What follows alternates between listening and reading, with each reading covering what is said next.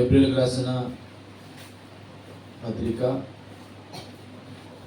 13వ అధ్యాయం 1 నుండి 3 వచనాలు మనం చదువుకుందాం. సహోదర ప్రేమ నిలువరముగా ఉండనీయుడి, ఆదిత్యము చేయ మరొకడి. దాని వలన కొందరు ఎరుగకయే దేవదూతలకు ఆదిత్యము చేసి మీరును వారితో కూడా బంధింపబడినట్లు బంధకములోనున్న వారిని జ్ఞాపకము చేసుకునేది. మీరును శరీరముతో ఉన్నారు కనుక కష్టముల అనుభవించుచున్న వారిని జ్ఞాపకము చేసుకున్నది. హల్లెలూయా. ప్రార్థన చేసి దేవుని వాక్యం కొరకు ఎదురు చూస్తూ ఉన్నప్పుడు దేవుడు ఈ మాటలు నాకు జ్ఞాపకం చేశాడు. ఈ మాటలు జ్ఞాపకం చేయడానికి గల కారణం, ఆయన పరలోక వైద్యుడు. ఆ పరలోక వైద్యుడు ఎక్కడ అనారోగ్యంగా ఉంటుందో ఆ అనారోగ్యాన్ని చూసి బాగు చేసే దేవుడు. హల్లెలూయా. నాతో ఉన్నవారు ఒకసారి మీ అందరికి కుడి చేతులు ఉంటే ఒకసారి లేపి చెప్పండి హల్లెలూయా. ఇక్కడ ఉన్నవారు కుడి హస్తాలు లేపి చెప్పండి హల్లెలూయా.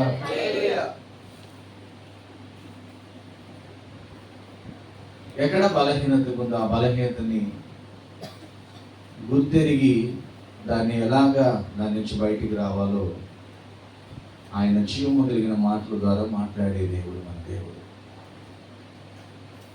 నేను ధ్యానం చేస్తున్నప్పుడు ఈరోజు నాకు కొన్ని మాటలు మాత్రమే మీ ముందుకు నేను తీసుకురాగలిగాను, కానీ మరి అనేకమైన దేవుని జీవము కలిగిన మాటలు దేవుడు నాతో మాట్లాడుతూ వచ్చాడు. దేవుడు నన్ను దర్శిస్తూ వచ్చాడు. మరి మాటలు వించిన మీతో కూడా దేవుడు ఆ రీతిగా పరిశుద్ధాత్మ దేవుడు మీ హృదయాన్ని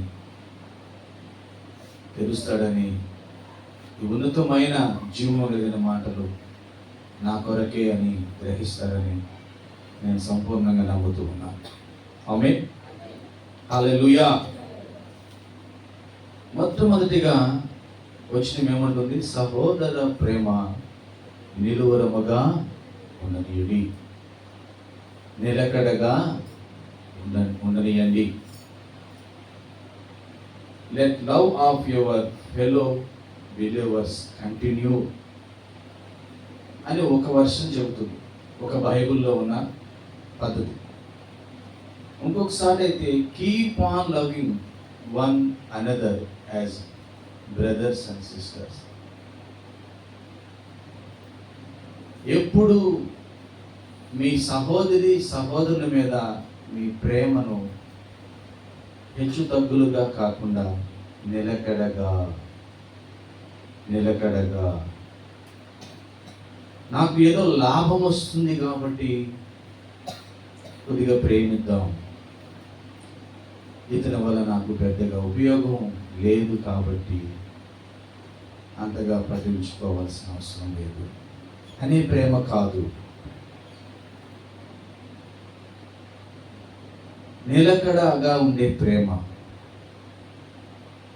దేవుడు మనకి ఈ మాటల ద్వారా తెలియజేస్తూ ఉన్నాడు.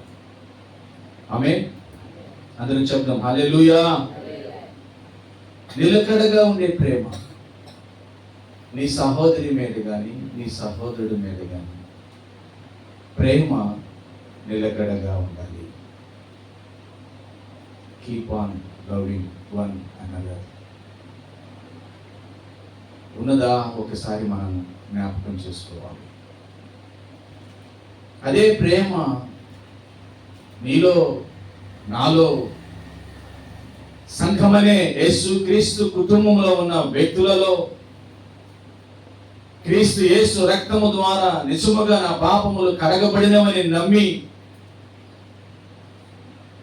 ఆయన స్వరక్తం ఇచ్చి సంపాదించిన సంఘమనే కుటుంబంలో చేర్చబడిన ప్రతి ఒక్కరిలో ఈ ప్రేమ నిలకడగా ఉండాలి. ఆమేన్. అలా ఉంటే ఈరోజు సంఘాలు అగ్ని పర్వతాలు లాగా ఉంటాయి.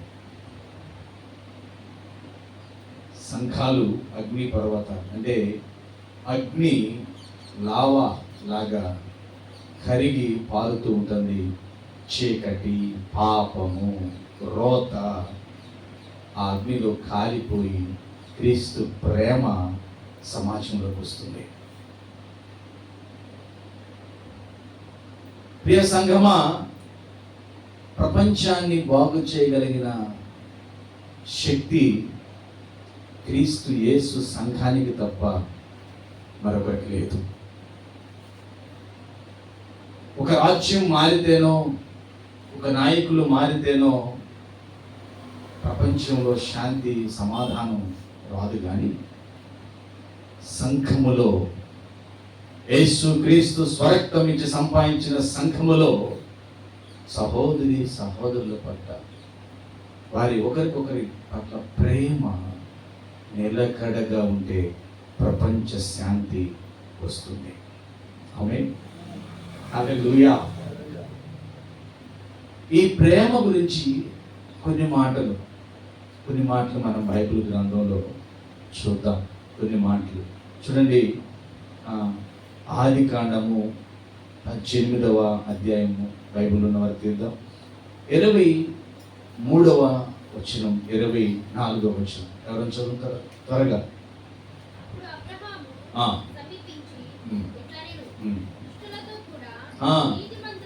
దుష్టులతో కూడా నీతిమంతులను నాశనము చేయుదువా? ఆ పట్టణములో ఒకవేళ 50 మంది నీతిమంతులుండిన ఎడల దానిలోనున్న 50 మంది నీతిమంతుల నిమిత్తము ఆ స్థలమును నాశనము చేయకుందువా?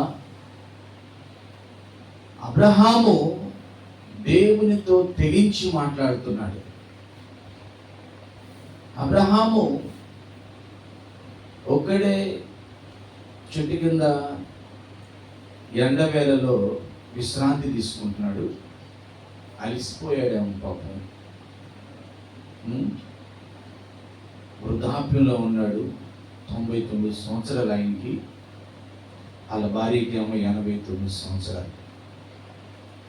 మరి ఏం పని చేశాడో శరీరం అలసిపోయి చెట్టు కింద సేద తీర్చుకుంటున్నాడు.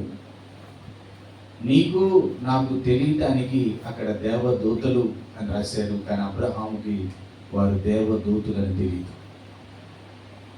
3 మనుషులు ఆ ఎండవేళలో ఆ మార్గం నుండి వెళ్తున్నారు. ఇతనికి మంచి మనసు ఉంది. ఎవరైనా ఈ ఎండ సమయంలో కానీ లేకపోతే ఆకలి సమయంలో కానీ కనబడితే వారికి ఆతిథ్యం ఇచ్చే మంచి మనసు ఉంది ఆయనకి. హల్లెలూయా. అటువంటి ప్రేమ కలిగిన వాడు మన తండ్రి అయిన అబ్రహాం. లేచాడు, అలసట అనుకోలేదు, రెస్ట్ తీసుకోవాలి కదా, కాసేపు పడుకోవాలి కదా అనుకోలేదు. ఎదురు పరిగెత్తుకుంటూ వెళ్ళాడు, సాష్టాంగ నమస్కారం చేశాడు. ప్రభులారా, నా ఇంటికి రండి, కళ్ళు కడుక్కోండి, కొద్దిసేపు సేద తీర్చుకోండి, నేను భోజనం సిద్ధపరుస్తాను, భోజనం చేసి వెళ్ళండి అని బ్రతిమలాడాడు. వాళ్ళు వచ్చారు. ఈ 89 సంవత్సరాల వృద్ధాప్యంలో ఉన్న శారమ్మ వారికి వంట చేసింది. స్త్రీ ఒక్కతే చేయలేదు, ఆ తల్లి ఒక్కతే చేయలేదు. ఆ తల్లికి మరొక పనివాడు సహాయం చేశాడు. పనివాడు మాత్రమే కాదు, అబ్రహాము కూడా, తన భర్త అయిన అబ్రహాము కూడా సహాయం చేశాడు. చాలామంది గెస్టులను పిలిచి భార్య మీద పని అంతా నెట్టేసి వెళుతూ ఉంటారు భర్తలు కదా. మన తండ్రి అయిన అబ్రహాం చూద్దాం, భార్య మీద నెట్ల తను కూడా పనిచేశాడు. అలాగే వారికి ఆతిథ్యాన్ని ఇచ్చాడు. ఆతిథ్యం తీసుకున్న తర్వాత వారితో కొన్ని మాటలు వాళ్ళు మాట్లాడారు. అబ్రహామును శారాన్ని ఆశీర్వదించారు. ఆశీర్వదించి ఎరుకో, సొదొమ గొమొర్రా అనే ప్రాంతం వైపు వాళ్ళ నడకను ప్రారంభించి ముందుకు నడుస్తూ, అబ్రహాము మనలో ఒకడు కదా, మనకి మంచి మిత్రుడు. అబ్రహాముకి మనలో మన మనసులో ఉన్న మాటను దాచి ఉంచడం మంచిది కాదు కదా. అబ్రహాముకు మనం చేయబోయే పనేందో ఒకసారి చెబుదాం అని సొదొమ గొమొర్రా గురించి అబ్రహాంతో చెప్పారు. అక్కడ పాపం భయంకరంగా ఉంది, అందుకని మేము అక్కడికి వెళ్తున్నాం దాన్ని నాశనము చేయడానికి. అండ్ అబ్రహాం అంటున్నాడు, అయ్యా నిజమే, మీరు చెప్పినట్లు అక్కడ దుర్మార్గులు, అవినీతి పరులు, పురుష సంయోగం కలిగిన వారు, చిన్నపిల్లలని కూడా లేకుండా ఇష్టానుసారమైన వికృత శ్రేష్టాలు చేస్తున్న జనులు అక్కడ ఉన్నారు. కానీ వారితో పాటు ఒక 50 మందైన నీతిమంతులు ఉంటారు కదయ్యా, మరి వారిని కూడా చంపేస్తావా? వాళ్ళు మిగిలిన వారు చేసిన పాపానికి ఈ 50 మంది కూడా చనిపోవటం న్యాయమేనంటయ్యా అని అడిగాడు. ఎవరు అడిగారు? అబ్రహాము దేవుని దూతలుగా ఉన్న వారిని అడిగాడు. వాళ్ళు అంటారు, సరే నువ్వేటో అన్నావు కదా, 50 మంది ఉంటే సొదొమ గొమొర్రాని విడిచిపెట్టేస్తాను అన్నాడు. అందరూ హల్లెలూయా చెప్పండి, హల్లెలూయా, ఆమేన్.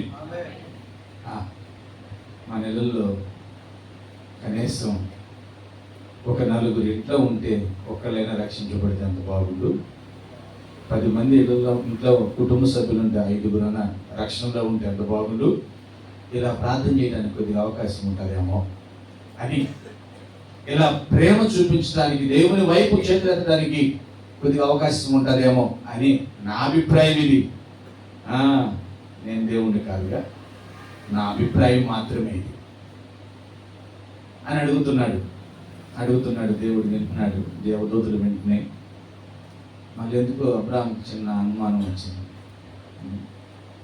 అయ్యా ఒకవేళ 50 మంది ఉంటారేమో, 40 మంది ఉంటే ఏమన్నా చూస్తారా, కాపాడతారా? ప్రార్థన ఇది ప్రార్థన. అర్థిస్తున్నాడు. ఆ సొదొమ గొమొర్రా పాడైపోకూడదయ్యా, ఆ సొదొమ గొమొర్రా నశించిపోకూడదయ్యా, దాంట్లో ఉన్న యవన బిడ్డలు చచ్చిపోకూడదు, దాంట్లో ఉన్న వృద్ధాప్యులు వారు చనిపోకూడదు, పిల్లలు చనిపోకూడదు. వారు దెయ్యం పైక వికృత శాస్త్రాలు చేస్తున్నారు, వారు బ్రతకాలి. ఇంకొక స్వార్థం ఉందయ్యా నాది. ఏం ఏ స్వార్థం చెప్పమంటారా? నా తమ్ముడు కుమారుడు ఉన్నాడు, దాంట్లో వాళ్ళు 4 ఉన్నారు ఫ్యామిలీ. నా తమ్ముడు కుమారు లోతు, వాళ్ళ భార్య, వాళ్ళిద్దరు నువ్వు ప్రేమించిన చక్కటి యవన బిడ్డలు 2 ఉన్నారు, వాళ్ళు కూడా ఆడే ఉన్నారయ్యా. వీళ్ళందరూ కలిసి కొంతమంది రక్షించుంటారేమోనే నమ్మకంతో అన్నా నేను, ఒక 50 మంది ఉంటారని. నాకు డౌట్ వస్తుంది, 40 మంది ఉన్నా కాపాడతావా? ఇంకొక విషయం అర్థం చేసుకోండి, ఈ లోతు అబ్రహాముతో కలిసి ప్రయాణమయ్యాడు. కొంత ప్రయాణం అయిన తర్వాత ఈ లోతు సంపద విస్తరించింది. లోతుకు సంపద విస్తరించింది. పశువులు, గాడిదలు, ఒంటెలు విస్తరించాయి. లోతుకు పనివారు ఉన్నారు, అబ్రహాముకు పనివారు ఉన్నారు. అబ్రహాము వెండి బంగారములు కలిగి బహు ఆశీర్వదించబడ్డాడు భూమి మీద.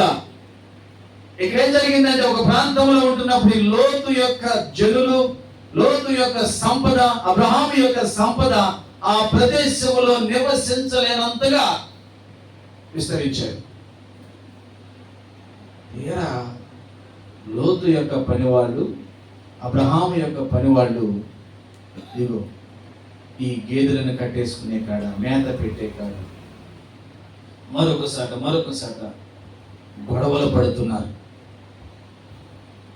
పని వాళ్ళకు గొడవలు వస్తున్నాయి. తర్వాత ఎవరికి వస్తాయి?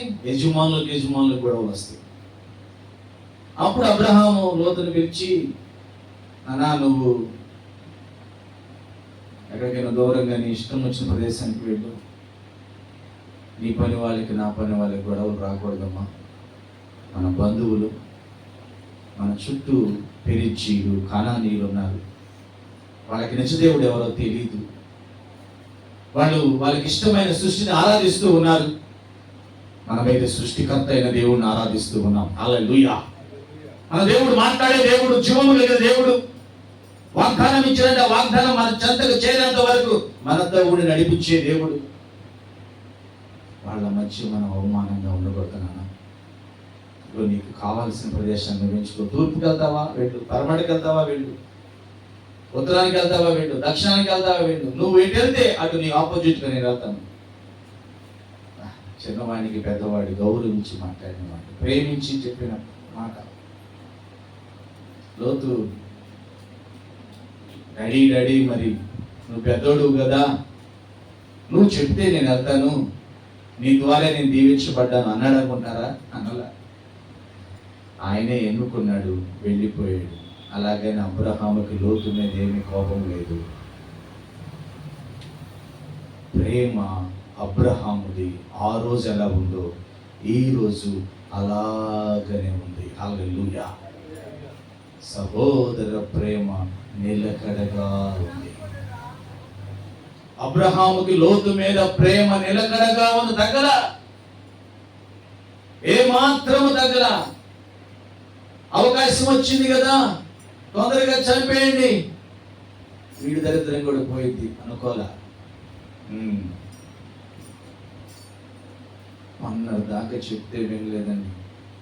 వెళ్తా బండి మీద పడి కాలు ఇరిగిందంట. పోయింది. ఎన్నిసార్లు ప్రేమ చూపించేదేమో అని సహోదరులుగా మనం శాపవచనాన్ని పలుకుతూ ఉన్నాం.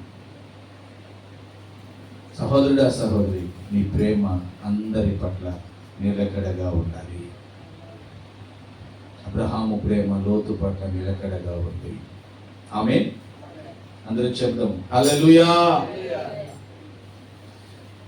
2వ వచనం, కొందరు ఎరుగకయే దేవదూతలకు ఆతిథ్యం ఇచ్చారు.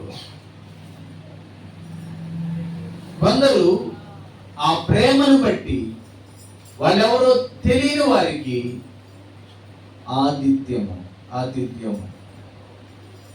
ఇచ్చారు. వాళ్ళని ఆహ్వానించారు, వాళ్ళని గౌరవించారు, వాళ్ళకి భోజనాలు పెట్టారు. ఎరుగక తెలియకనే దానిలో అబ్రహాం ఉన్నాడు, దానిలో లోతు ఉన్నాడు. ఆమేన్. అందరూ చెప్తాం హల్లెలూయా.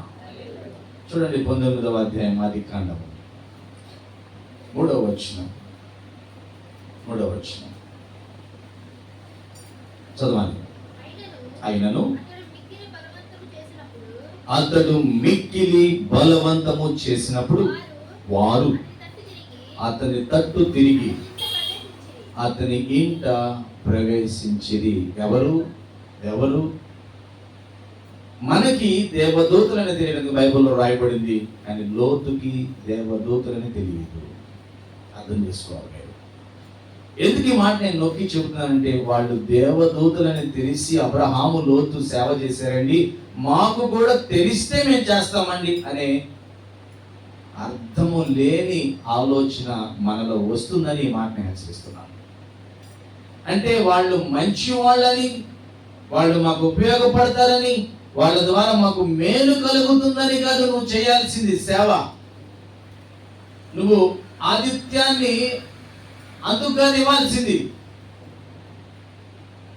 ఏమి తెలియని వారికి ఆతిథ్యము చేయాలి. ఏమి తెలియని వారిని వచ్చాడు, ఆయన ప్రశాంతంగా కూర్చుని ఉన్నాడు, అటువైపు వెళుతున్నాడు, వెళ్ళాడు, వాళ్ళకి నమస్కారం పెట్టాడు. నమస్కారం పెట్టిన తర్వాత లోతు వారిని బలవంతపరిచాడంట. వాళ్ళు రావాలనుకోలేదు, వాళ్ళు వచ్చిన పని వేరు.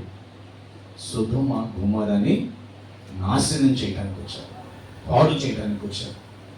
అక్కడ ఉన్న పాపపు ఘోష దేవుని సన్నిధికి వచ్చింది కాబట్టి దాన్ని నాశనం చేయడానికి వచ్చారు. ఎప్పుడైతే లోతు చూపిస్తున్న ఆతిథ్యము, ఆ ప్రేమ వారిని కట్టివేసింది. లోతు ఇంటి వైపు వారి పాదాలు నడవడానికి సహాయం చేసింది. హల్లెలూయా.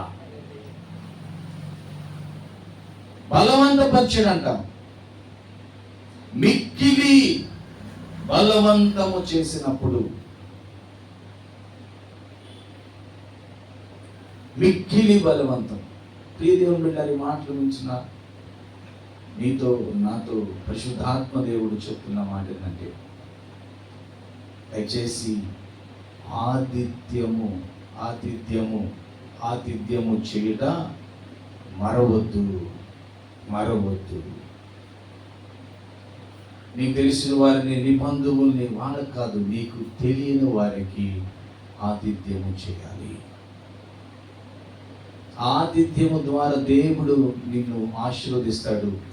నీవు చక్కటి రక్షణలోకి వస్తావు, ఆనంద జీవితంలోకి వస్తావు.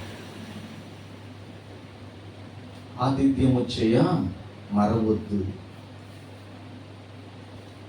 లోతు జీవితంలో ఎంత గొప్ప కార్యం అంటే, ఆయన ఆ రోజు చేసిన ఆతిథ్యము లోతు కుటుంబాన్ని సొదొమ గొమొర్రా నుంచి బయటికి లాక్కొచ్చింది. ఆమేన్. సొదొమ గొమొర్రాలో వారి నలుగురు బూడిదైపోకుండా కాపాడింది. ఇదిగో ఈరోజు ఈ సమయంలో నాకు ఇలా దేవుడు జ్ఞాపకం చేస్తున్నాడు. ఈ మాటలు వింటున్న ప్రియ తల్లి, సహోదరుడా, సహోదరి, ఎందుకు నిర్లక్ష్యంగా ఉన్నావు?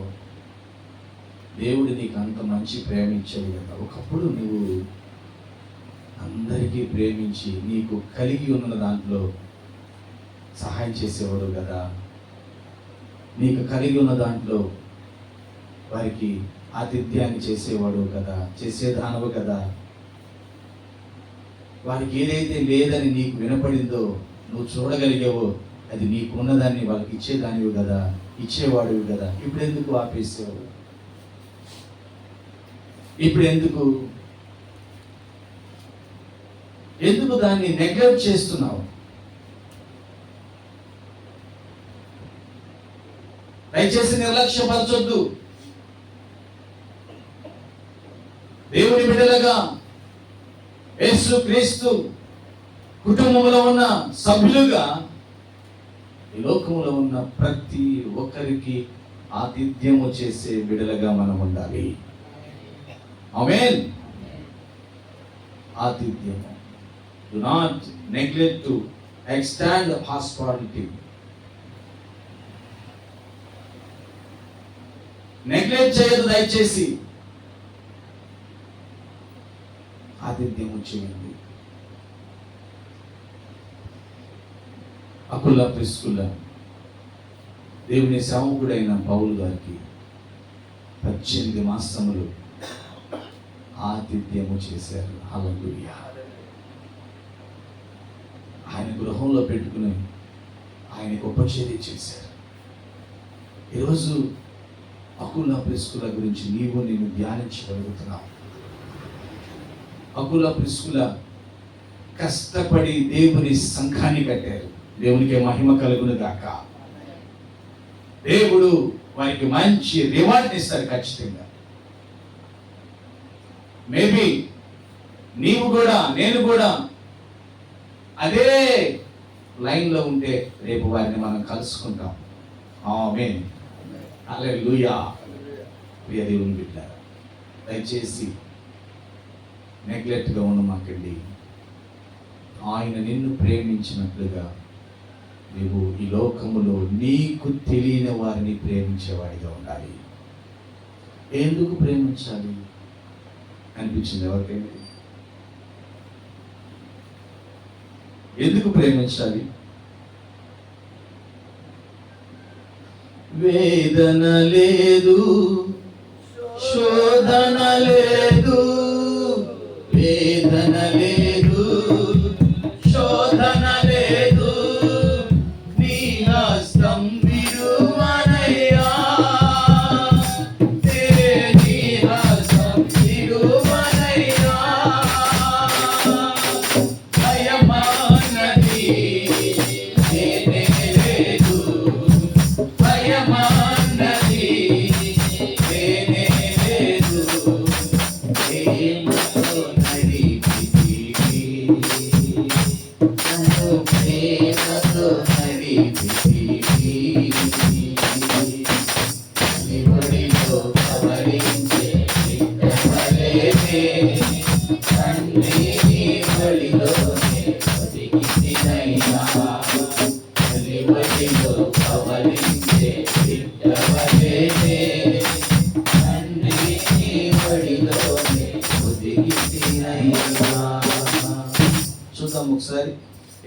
యేసుక్రీస్తు వారు ఆయన మాటలతో ఈ విషయాన్ని ఎలాగ చెప్పాడు.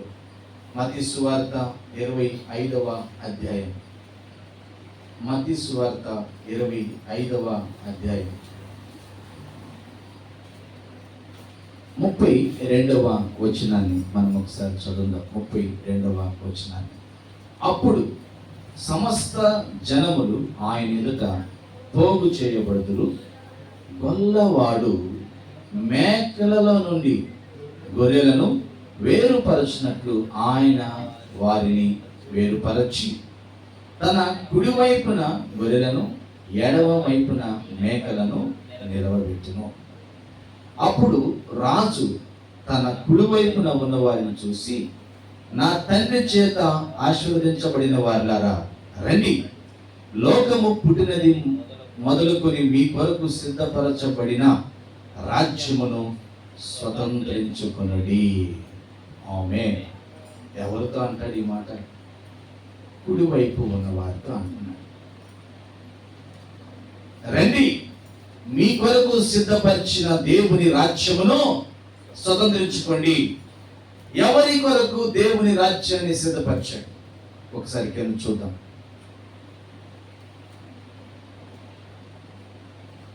15వ వచనం, 35వ వచనం. నేను ఆకలిగొంటిని, మీరు నాకు భోజనం పెట్టిద్దురు. దప్పిగొంటిని, నాకు దాహం ఇచ్చిద్దురు. పరదేశిని ఇంటిని, నన్ను చేర్చుకుంటారు. దిగంబరిని ఇంటిని, నాకు బట్టలు ఇచ్చిద్దురు. రోగిని ఇంటిని, నన్ను చూడవచ్చిద్దురు. చెరసాలలో ఉంటిని, నా యొద్దకు వచ్చిద్దురు అని చెప్పాను. అందుకు నీతిమంతుడు, ప్రభువా, ఎప్పుడు నీవు ఆకలి కొని ఉండుట చూచి ఆహారం ఇచ్చితివి, నీవు దప్పికొని ఉండుట చూచి ఎప్పుడు దాహం ఇచ్చితివి, ఎప్పుడు పరదేశమై ఉండుట చూచి నిన్ను చేర్చుకుంటివి, దిగంబరి ఉండుట చూచి బట్టలు ఇచ్చితివి, ఎప్పుడు రోగివై ఉండుట అయినను సరసాలలో ఉండుట అయినను చూచి ఎద్దుకు వచ్చితిమని ఆయనను అడిగాను. అందుకు రాసు, మిక్కిలి అల్పులైన ఈ నా సహోదరులలో ఒకరికి మీరు చేసిదిరి గనుక నాకు చేసిదిరని నిశ్చయముగా మీతో చెప్పుచున్నాను అనేను అని వారితో అనేను. హల్లెలూయా. ఎందుకు ఆతిథ్యము చేయాలి? ఎందుకు తెలియని వారిని ప్రేమించాలి? ఎందుకు తెలియని వారికి ఏది లేదో గమనించి కూడా దాచిపెట్టుకుని ఇవ్వకుండా ఉండాలి? ఇస్తే దేవుని రాజ్యములో నిశ్చయముగా మనం ఉంటున్నాం. ఆమేన్. హల్లెలూయా. మన కళ్ళ ముందు కనబడుతున్నారు కదా, నీ స్నేహితులలో, నీ బంధువులలో, నీ ఇరుగు పొరుగు వారిలో కొందరు బిడ్డలకు సరైన బట్టలు లేవు, నీకు తెలుసు. కానీ నీకు ఎక్స్ట్రా ఉండి కూడా ఇవ్వలేకపోతున్నావు.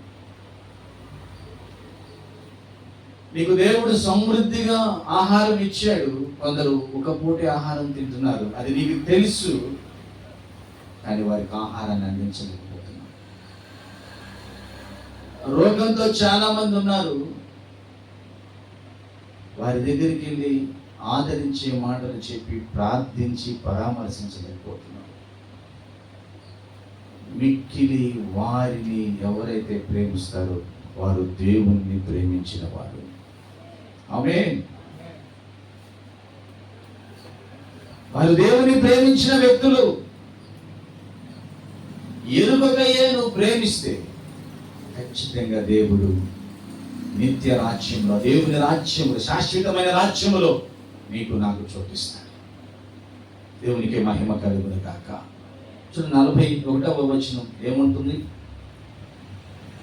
అప్పుడు ఆయన ఎడమ వైపు ఉండిన వారిని చూసి, శపింపబడిన వారులారా, నన్ను విడిచి అపవాదికి వాని దూతకును సిద్ధపరిచిన నిత్యాగ్నిలోకి పోవుడి. అయ్యో,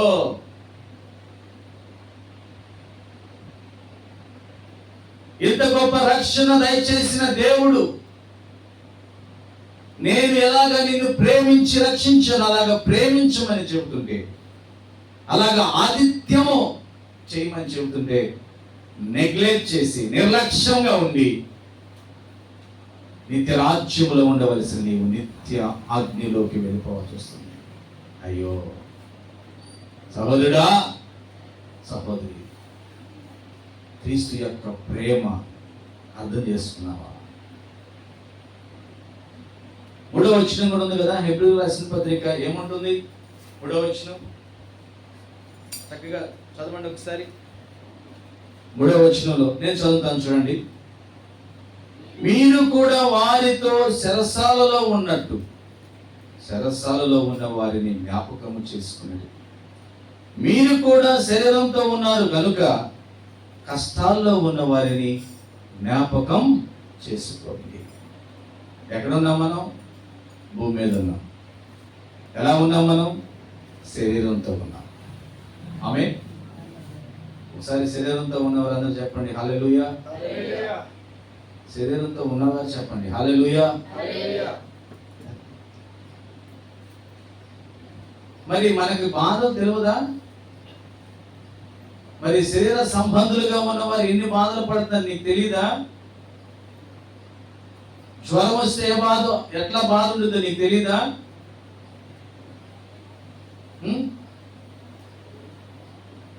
కడుపులో నొప్పి వచ్చినప్పుడు ఏ బాధ ఉంటుందో నీకు తెలీదా?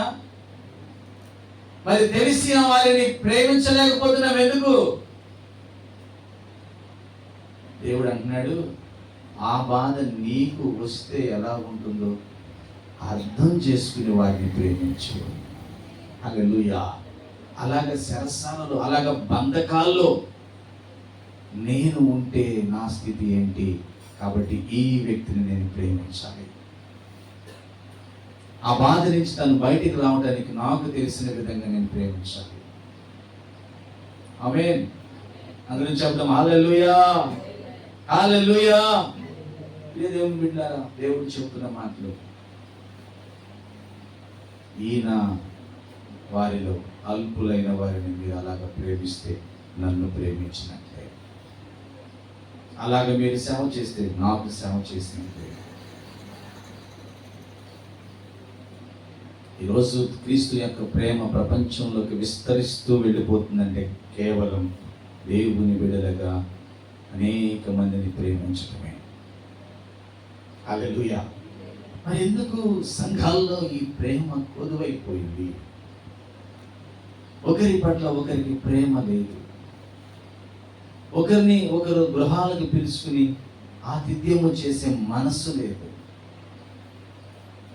ఏ కాడికి నా స్టేటస్కి సంబంధించిన వ్యక్తులు, నా తెగకు సంబంధించిన వ్యక్తులని నేను పిలుచుకోవాలి, అందుకంటే తక్కువ వారిని నేను గమనించకూడదు. అయ్యో ఏ పాటిది నీ జీవితం, అంతలో కనపడి అంతలో మాయమయ్యే జీవితం.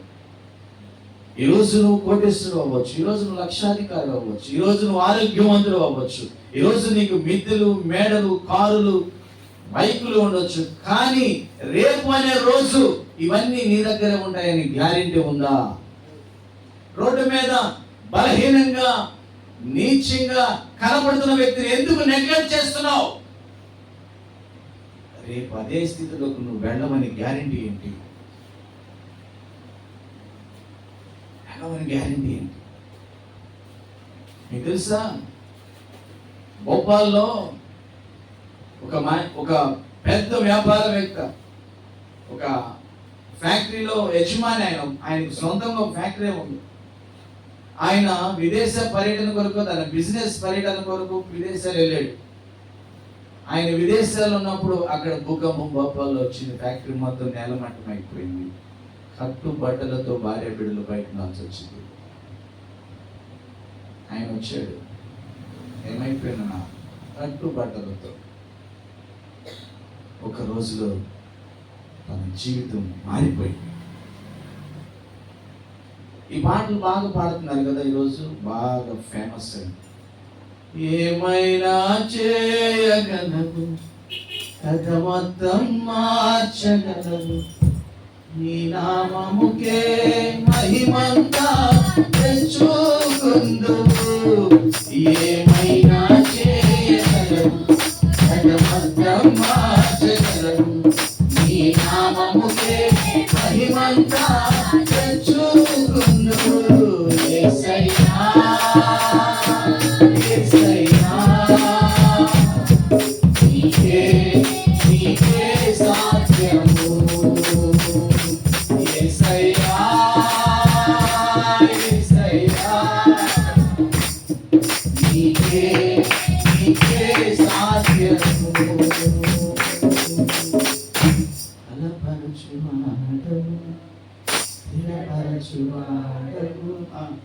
పడిపోయిన చోటే నిలబెట్టువాడు, రక్షించువాడవు, నా పక్షం నీవు నిలిచి జీవించువాడు. నిజమే, ఈ మాటలో ఏది అబద్ధం కాదు. ఏమైనా చెప్పండి, ఏమైనా. తూర్పు దేశములో అంత ధనవంతుడు లేడు, ఆయన పేరు యోబు. వన్ డే, ఒక్కరోజు కట్టుకున్న భార్య ఉంది, ఒంటి మీద బట్టలుంది, ఒళ్ళంత కురుపులతో ఉన్నాడు. ఎన్ని రోజుల్లో? నెల రోజులు కాదండి, సంవత్సరం కాదు. నేను సంపాదించింది 6-7 కొండలు లాగుంది. ఒక్కొక్క కొండ కలిగే వారికి నా జీవితం అయిపోయింది అనుకుంటున్నామేమో.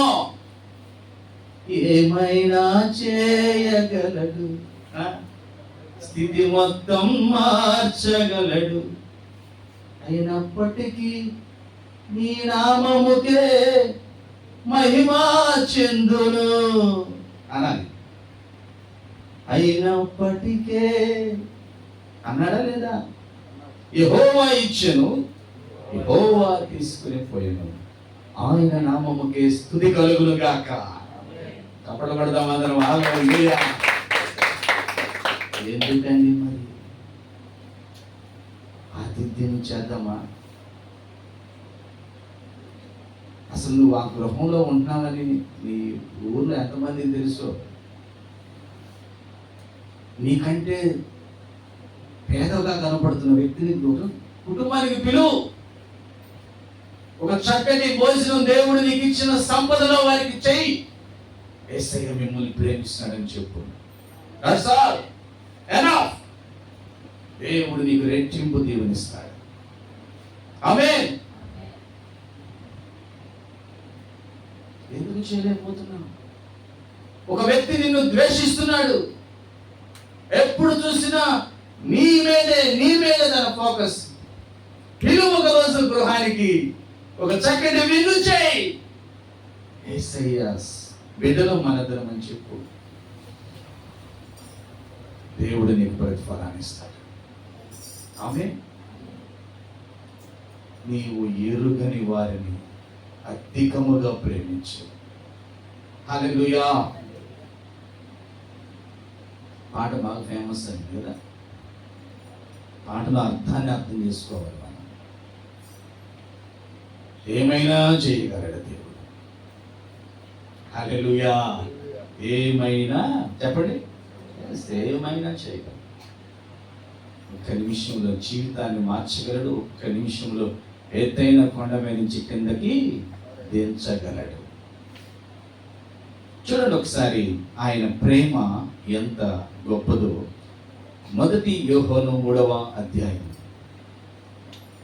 18వ వచనం. 1 యోహాను 3వ అధ్యాయం 18వ వచనం. చిన్న పిల్లలారా, మాటతోనూ నాలుకతోనూ కాక క్రియలతోనూ సత్యముతోనూ ప్రేమించాలి. ఐ లవ్ యూ అని అంటే సరిపోదు. ఎక్కడి నుంచి రావాలి ఆ ప్రేమ? హృదయ అంతరంగములో నుంచి.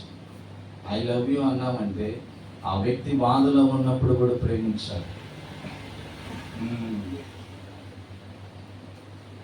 ఐ లవ్ యూ అని ఐ టు లవ్ యూ. ఎంత చక్కగా పలుకుతున్నారు ఈరోజు. ఇంకెత్తనా? కొంతమంది 1 సైడే ప్రేమ, కొంతమంది 2 సైడ్స్ ప్రేమ ఉంది. కానీ కష్టం వచ్చినప్పుడు అబ్బాబా ఈ విషయాల్లో ప్రేమించలేమండి. ఏ విషయాల్లో? అంతవరకే ప్రేమిస్తాం.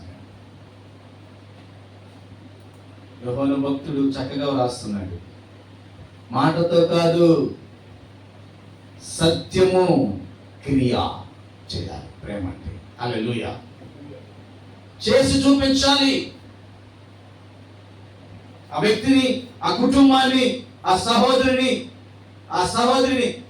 నిజంగా ప్రేమించాలి. నీకున్న సంపదతో, లేకపోతే నీకు దేవుడిచ్చిన దానితో వారి దగ్గరికి వెళ్ళి వారిని ఆదరించాలి. హల్లెలూయా. వింటున్నారా?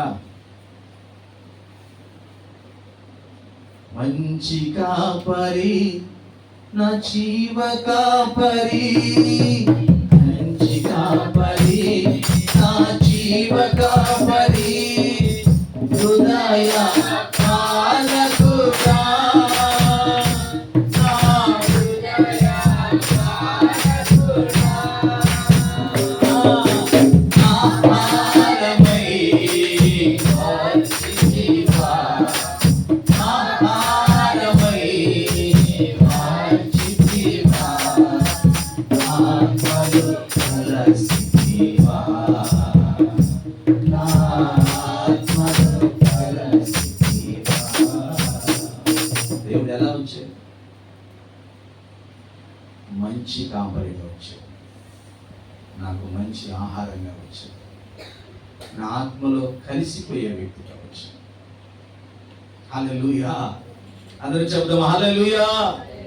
చూడండి, అదే మొదటి యోహాను 3వ అధ్యాయం 16వ వచనం ఒకసారి చదవండి.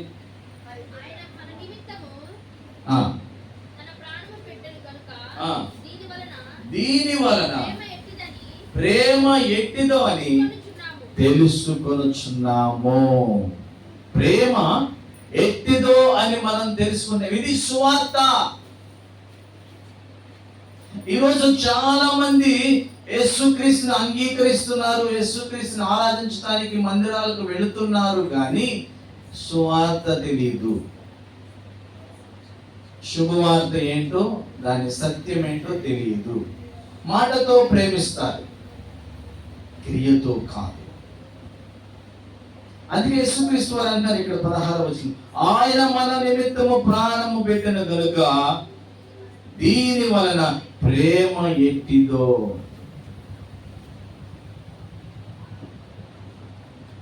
మనకు అర్థమవుతుంది అది ప్రేమ అంటే. మన కోసం తెగించిన వ్యక్తి ఆయన. హల్లెలూయా. తండ్రిని విడిచిపెట్టాడు, ఐశ్వర్యాన్ని విడిచిపెట్టాడు, ఘనతను విడిచిపెట్టాడు, గౌరవాన్ని విడిచిపెట్టాడు, అన్నీ విడిచిపెట్టి నిన్ను రక్షించడానికి నీ పాప శాపమును ఆయన మీద వేసుకున్నాడు. హల్లెలూయా. ఇది ప్రేమ అంటే. మనం ప్రేమ అంటే అర్థం ఏం చెబుతాం? నాకేమన్నా వస్తే ప్రేమిస్తా, లేకపోతే నాకెందుకు, నీతో ప్రేమ వద్దుతామో వద్దు. నీ వల్ల నాకేమైనా లాభం ఉందా? లాభం ఉంటేనే ప్రేమిస్తా, లాభం లేకపోతే నీతో నాకు ప్రేమ లేదు. ఏం రాజేష్, ప్రేమిస్తున్నావా ఎవరినైనా? అమ్మని ప్రేమించవా? ఎందుకు ప్రేమిస్తావు? తెలియదు, అర్థం తెలియదు, శుభవార్త తెలియదు. ఈరోజు ఒక రాజేష్ కాదు, చాలా మందికి దేవుని సంఘములో శుభవార్త తెలియదు. ప్రేమ ఎట్టిదంటే ఆయన తన ప్రాణము పెట్టాడు మన కోసం. అది ప్రేమ. అదే విధముగా నీ ఎదుటి వ్యక్తి కోసం, నీ సహోదరి కోసం, నీ కుటుంబంలో రక్షణ లేని వారి కోసం ప్రాణము పెట్టే బద్ధుడువై ఉన్నావా? ఒక పూట భోజనం ఆపుకుని మరొక వ్యక్తికి భోజనం పెట్టే వ్యక్తిగా ఉన్నావా?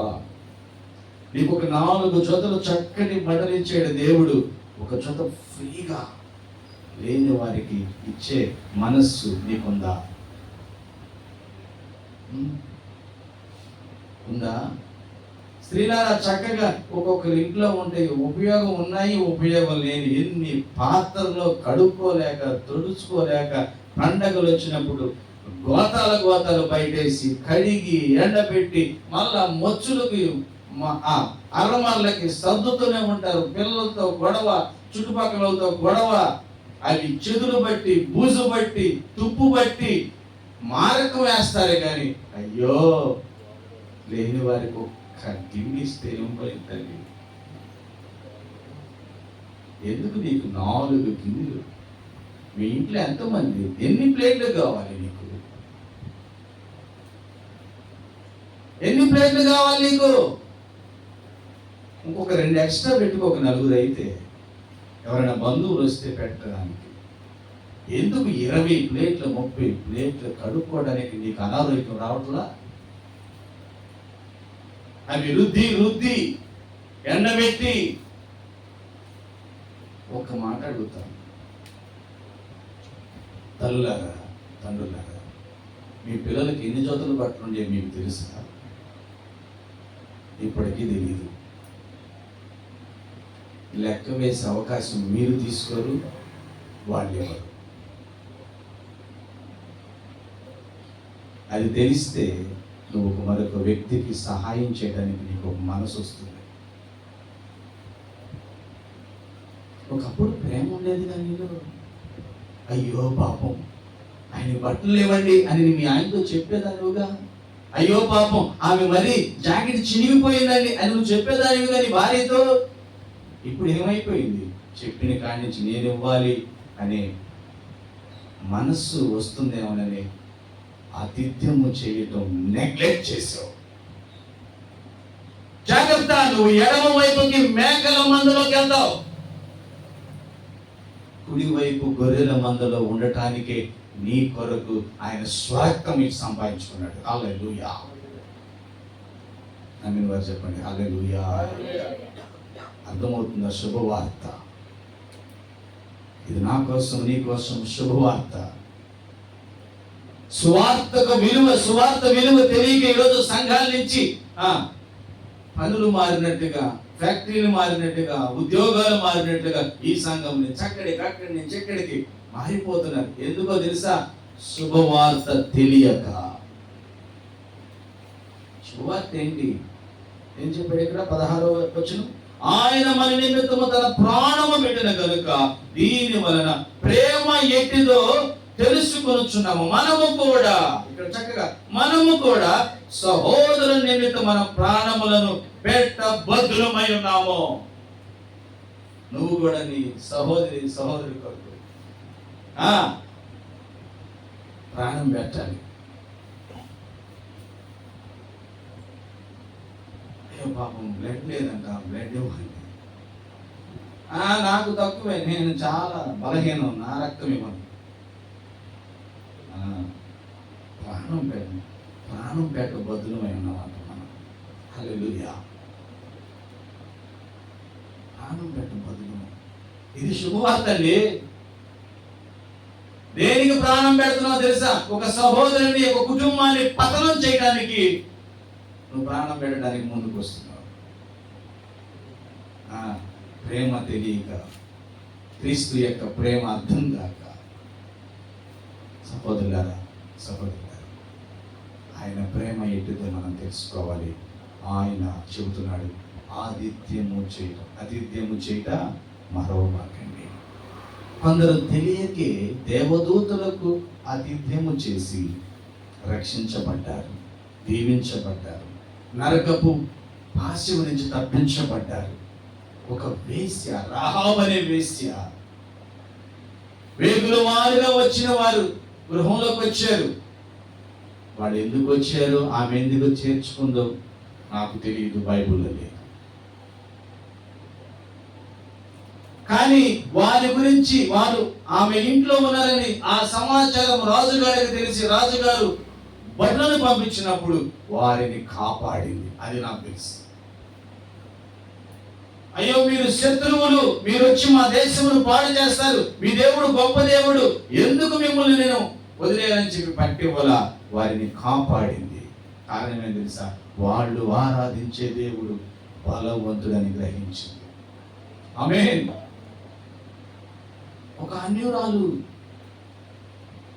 తన శరీరాన్ని అమ్ముకునే వ్యక్తి.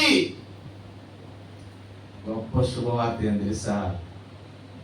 యేసుక్రీస్తు జనన విధానములో రాహాబు అనే స్త్రీ కూడా ఉన్నది. వీటికి చప్పులు పెడతాం. తెలుసా? అబ్రహాము నుంచి యేసుక్రీస్తు వరకు ఉన్న తరాలలో రాహాబు పేరే రాయబడి ఉంది. ఎంత ధన్యురాలు. కారణం ఏంది? ఆతిథ్యము చేయుట మర్చిపోలేదు. అయ్యో ఏ పని చేసుకోలేక తన శరీరమే అమ్ముకుంటూ జీవనం సాధిస్తున్న తనలో ఉన్న ప్రేమ క్రీస్తుని ఎరిగిన నీలో లేదా? క్రీస్తు చేత ప్రేమించబడ్డ నీలో లేదా? ఎంత విచారం! అంత భయంకరమైన స్త్రీలో అంత ప్రేమ దాగి ఉంటే, ప్రేమని రోజు వింటూ ప్రేమనే అర్థం చేసుకుని ప్రేమతో ఈ దేశాన్ని, ప్రేమతో ఈ ప్రపంచాన్ని నింపాలనుకుంటున్నా నీలో లేదా? ఏమైపోయింది ప్రేమ? ఆతిథ్యము చేయటం మర్చిపోకండి. హల్లెలూయా! అందరూ చెబుదాం హల్లెలూయా. ఒకసారి చూద్దాం 1 కొరింథీయులు 13వ అధ్యాయం 7వ వచనం. చివరిగా 2-3 వచనాలు నేను చూపించి మీకు. 13 1 కొరింథీయులు 13 7వ వచనం ఏమంటుంది? 7వ వచనం, అన్నిటినీ తాలుకొనును, అన్నిటినీ నమ్మును, అన్నిటినీ నిరీక్షించును, అన్నిటినీ ఇది ప్రేమ అంటే. అబ్బాయి మనవాడు సరిగా ఉండలేదు, అబ్బాయి ఆమె సరిగా ఉండలేదు, మనం ప్రేమించలేదు. ఇది ప్రేమ కాదు, ఇది శుభవార్త కాదు. నీకు శుభవార్త అర్థం కాలేదు, క్రీస్తు ప్రేమ అర్థం కాలేదు, యేసే క్రీస్తుని నువ్వు గ్రహించలేదు. యేసే క్రీస్తుని నువ్వు నిజంగా గ్రహిస్తే అన్నిటినీ ఓర్చుకుంటావు. ఈరోజు భార్య భర్తను ఓర్చుకోలేక విడాకులు దాకా వెళ్ళిపోతున్నాయి, పిల్లలను రోడ్డు పాలు చేస్తున్నారు. సత్యం తెలుసా? మనందరం పరలోకం అనే ఇంటి దగ్గర నుంచి వచ్చాం, తిరిగి మరి పరలోకానికి వెళ్ళాలి. మధ్యలో దెయ్యాలు పట్టి పరలోకం నుంచి నరకానికి వెళ్ళిపోతున్నారు. నేను ఒక ఊరు బయలుదేరిన తర్వాత ఎన్ని రోజులు ఉన్నా తిరిగి మా ఇంటికి రావాలనుకుంటానా, వేరే ఇంటికి వెళ్ళాలనుకుంటానా? నేనైతే మా ఇంటికే రావాలనుకుంటాను. మీరేమనుకుంటున్నారో మరి చెప్పండి. నేను కూడా మా ఇంటికే రావాలనుకున్నామని చెప్పండి ఒకసారి. చేతులు ఎత్తి అనుకుంటున్నారా? దేవుడు అనుకుంటున్నాడు, నా బిడ్డలు పని మీదే వెళ్ళారు, ప్రయాణం వెళ్ళారు, మరి నా బిడ్డలు నా దగ్గరికి రావాలి. కానీ నా బిడ్డను దెయ్యము ఏం చేస్తుంది?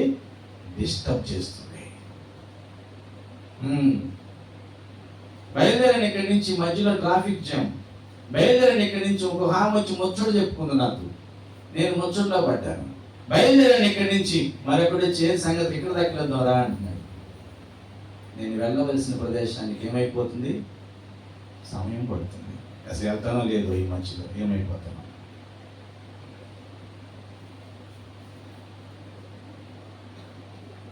అన్నిటిని ఓర్చుకోవాలి ప్రియమైన బిడ్డలారా. హల్లెలూయా. అన్నిటిని పట్టుకోవాలి. 14 మొదటి మాట చెప్పండి. 14వ అధ్యాయం మొదటి మాట, ప్రేమ కలిగి ఉండుటకు ప్రయాసపడండి. హల్లెలూయా.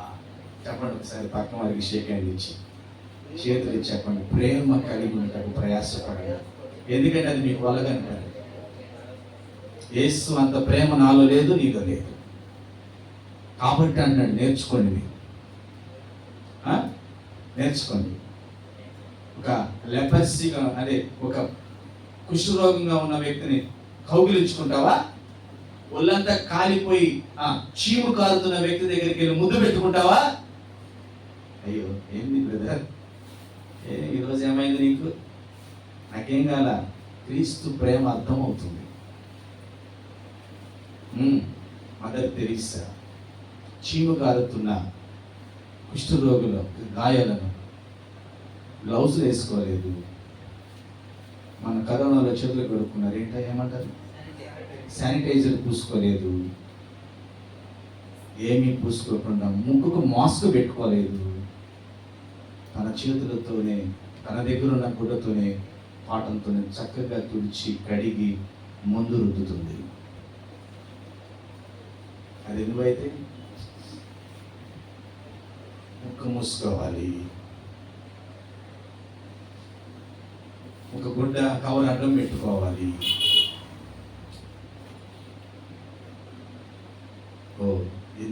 ఎన్ని అర్థం ఉండాలో కదా. ఇదేనా క్రీస్తు ప్రేమ? ఇదేనా శుభవార్తలు విన్నది? బోధకుడా నీకు ఇష్టమైతే నన్ను శుద్ధినిగా చెయ్యగలవు. కుష్ఠరోగి వచ్చి దూరం నుండి అంటాడు, అయ్యో మై ఫ్రెండ్, ఐ విల్, నాకు ఇష్టమే.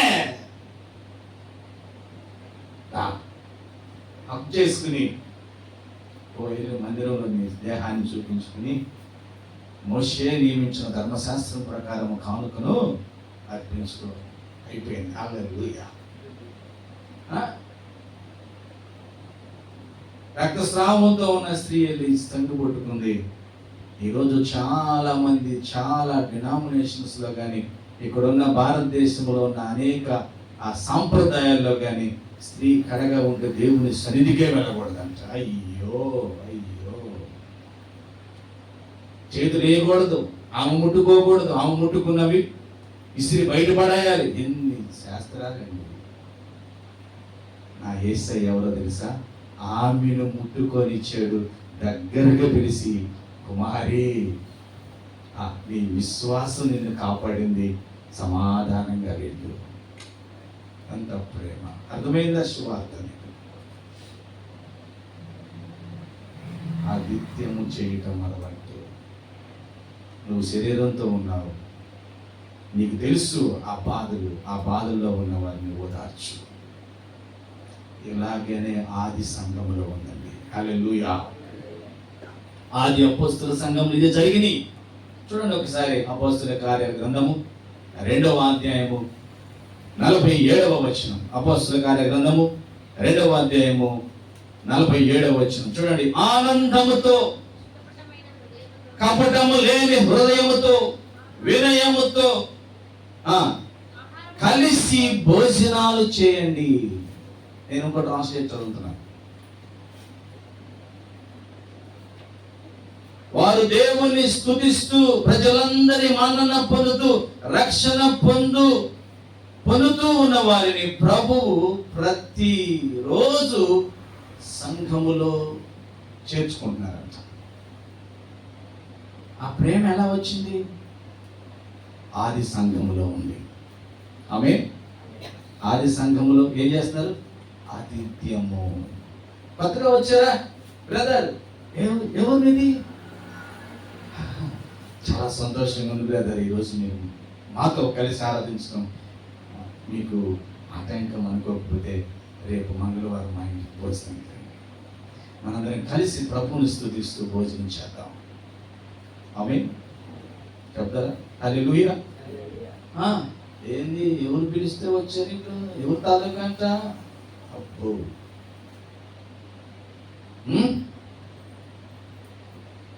ఎవరు తాలూకా కదండి. సైతాన్ తాలూకా ఉండేవాడు తప్పించబడటానికి క్రీస్తు యేసు సంఘానికి వచ్చారు. హల్లెలూయా. అప్పుడు నువ్వు ప్రేమించి వారిని నీవు చేర్చబడిన యేసు క్రీస్తు కుటుంబంలో చేరే విధంగా మారాలి. హల్లెలూయా. అది ఆది అపోస్తుల సంఘంలో. ఆది అపోస్తుల సంఘంలో ఆదివారం కోటాలు కాదు, శుక్రవారం ఉపవాస ప్రార్థనలు కాదు, ప్రతిరోజు దేవాలయంలో ఆరాధన. హల్లెలూయా. ప్రతిరోజు గృహాలలో భోజనాలు, దేవుని స్తుతించటం. అయ్యో చూడండి, అక్కడ చదవండి ఆ అపోస్తుల కార్య గ్రంథంలో అర్థమవుతుంది. ఆ రీతిగా మనం ఆదిత్యం చేయాలి. ఆ రీతిగా దేవుని ప్రేమను మనం ముందుకు తీసుకెళ్ళాలి. దేవుని బిడ్డ, ఒకసారి నీ ప్రేమతో తెలియజేస్తున్నాను. సహోదర ప్రేమ నీలో నిలకడగా ఉండనియండి.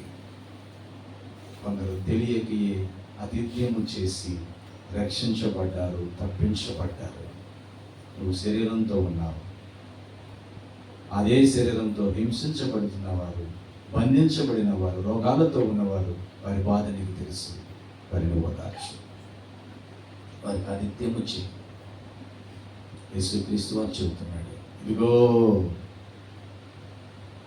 ఇలాంటి వారిని మీరు ప్రేమించారు కనుక నన్ను ప్రేమించినట్లే. ఇదిగో ఇలాంటి వారికి మీరు సహాయం చేశారు కనుక నాకు సహాయం చేసినట్లే. మీకు సిద్ధపరిచిన నిత్య రాజ్యములో మీరు ఉంటారు. ఆమేన్. చేయని వారు నరకాగ్నిలో ఉంటారు. కాబట్టి ప్రియదేవుని బిడ్డ, ఈ రోజు నుంచైనా, ఈ క్షణం నుంచైనా క్రీస్తు యొక్క ప్రేమను అర్థం చేసుకో. శుభవార్తను అర్థం చేసుకో, ప్రేమించు, ఆతిథ్యము చేయి. సంఘ అభివృద్ధిలో, దేవుని రాజ్య విస్తరణలో నీవు కూడా పాలిభాగస్ కావాలి. ఇచ్చి కృప దేవుడు నీకు దయచేయును గాక. ఆమేన్. అందరం చెప్దాం హల్లెలూయా. అందరూ లేచి